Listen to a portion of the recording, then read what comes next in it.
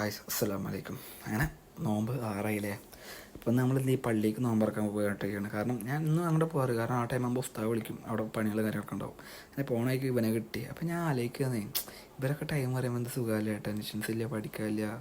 അതൊക്കെ ഒരു കാലമായിരുന്നു. അങ്ങനെ നമുക്ക് പോണേക്ക് പള്ളിയിൽ കണ്ട തണുത്തോളം കാര്യങ്ങളൊക്കെ വീട്ടിൽ നിന്ന് വാങ്ങിയിട്ട് നമ്മൾ നേരെ പള്ളിക്ക് വിട്ട്. പള്ളി പോയിട്ട് നമ്മൾ ആദ്യത്തെ പണി തന്നെ പാത്രം കാര്യങ്ങളൊക്കെ കഴിക്കണം. അങ്ങനെ അത് കഴിച്ച് ഞാൻ മാത്രമല്ല കേട്ടോ, പിള്ളേരുണ്ട്.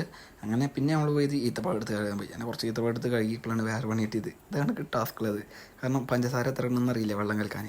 അങ്ങനെ എങ്ങനെയൊക്കെ അത് തീർത്തിട്ട് ഞാൻ എന്ത് ചെയ്തു, പിന്നെ ഫ്രൂട്ട്സ് അവരൊന്നും ഓർക്കണ്ടെന്ന്. അപ്പോൾ അത് പോയിട്ട് എന്ത് ചെയ്ത് കുറച്ച് ഹെൽപ്പ് ചെയ്ത് കൊടുത്ത്. കാരണം ഒന്ന് കുറച്ച് ലേറ്റ് ആയിക്കണോ. പിന്നെ അതാ ഇവൻ വെറുതെ വന്നിരിക്കും, ഉഡായിപ്പ് വെറുതെ വയ്യാന്ന് പറഞ്ഞിട്ട് അങ്ങനെ ഇരിക്കും. അപ്പോഴാണ് വേറെ പണി കിട്ടിയത്, വെള്ളത്തിൽ പഞ്ചസാര കുറവാണ്.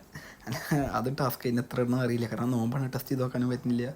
അപ്പോൾ എങ്ങനെയൊക്കെ സെറ്റ് ചെയ്തതിൻ്റെ എപ്പോഴാണ് വാങ്ങി കൊടുത്താണ്. വേഗം വന്ന് നോമ്പറക്കലും കാര്യങ്ങളൊക്കെ കഴിഞ്ഞ് അത് ഇവന് ഞാൻ വീഡിയോ എടുക്കുന്നുണ്ട്. ഇപ്പോൾ ഇനി വലിയ നാണം. അപ്പോൾ വാശി അവനെടുത്തോട്ടെ, അവനെ കയറ്റിയിട്ട് നമ്മൾ വേണ്ടി നോമ്പറക്കലും കാര്യങ്ങളൊക്കെ കഴിഞ്ഞ് നമ്മളിത് തിരിച്ച് പാത്രങ്ങളൊക്കെ കഴുകിയിട്ട് അപ്പം നിസ്കാരം തുടങ്ങിയിട്ട് അവിടെ പണി കഴിഞ്ഞതിൻ്റെ ശേഷം അത് പള്ളി ഭാഗം സെറ്റ് ആയിക്കണം. ഞാൻ പറഞ്ഞില്ല, പണി കിടക്കുന്നത് മാറ്റും കാര്യങ്ങളൊക്കെ മാറ്റി ഫുൾ ആയിക്കണം. നിസ്കാരം കാര്യങ്ങളൊക്കെ കഴിഞ്ഞ് നമ്മൾ നേരെ പുറത്തേക്ക് ഇറങ്ങി പിള്ളേരെ കുറച്ച് നേരെ വീട്ടിൽ വിട്ട്. അപ്പോൾ അത്ര ബൈ.